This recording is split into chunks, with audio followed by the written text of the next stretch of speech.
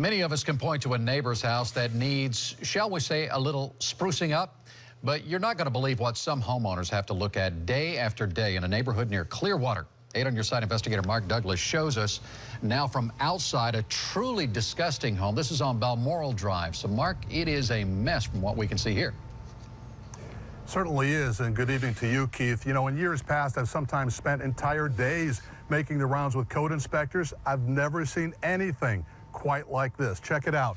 2 solid lots. In the distance, you might see a television on a mattress back there. There's a junk car, barrels and boxes, a baby pool over here. This appears to be the only working vehicle out of the 7 that we've spotted in his yard. And if you move up toward the front door, there's almost a barricade full of debris keeping you from getting there. The man who lives here has turned his property into an epic junkyard that's driving neighbors nuts. What's going to happen if a hurricane comes through here? Where's all this stuff going to end up?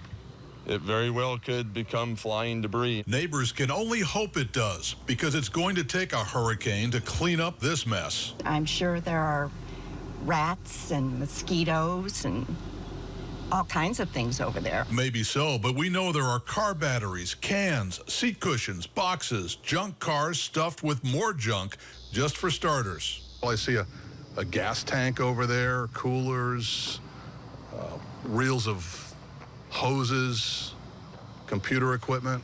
All this stuff, generally speaking, should not be out here. Pinellas Code Enforcement Manager Todd Myers tells me he personally cited this homeowner for housing code violations 17 years ago, and there have been dozens more citations by his officers since then. What would you say to neighbors who are just beside themselves with frustration over this situation?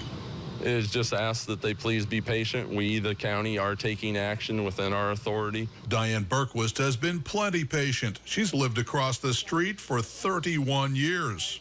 Oh, it's been worse. He's actually been cleaning it up.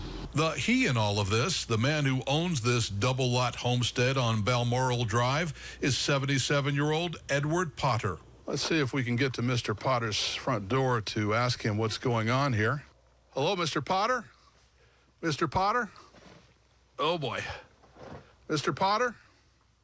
Mark Douglas, News Channel 8.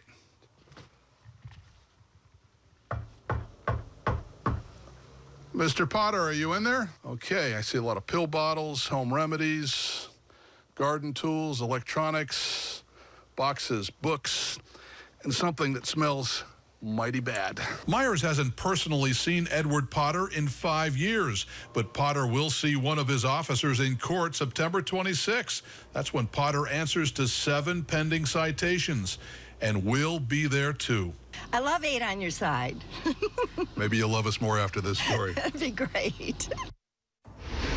Now, we haven't had a chance to meet Mr. Potter yet, but the car that he is driving, the one that we believe is operable, even that car is filled with boxes. There's a wheelchair inside here for some reason. I'm not sure if it's for him or someone else. Now, the neighbors tell me he's a very nice man, very congenial, not mean-spirited in the least, and he does have good relations with them despite all of this problem. And what they would like to do is find him some services, maybe some social services, to get his house and his life back in order, Keith. And Mark, it does make you wonder how Mr. Potter manages to even live in that house. Well, the neighbors say a lot of times he doesn't live in the house. He pitches tents in the front yard, and they see him sleeping in those tents at night. They say they're not sure exactly how bad it is inside, but they think that that's why he sleeps outside. Yeah, all right. It's a terrible mess. No. Mark Douglas reporting. Thank you.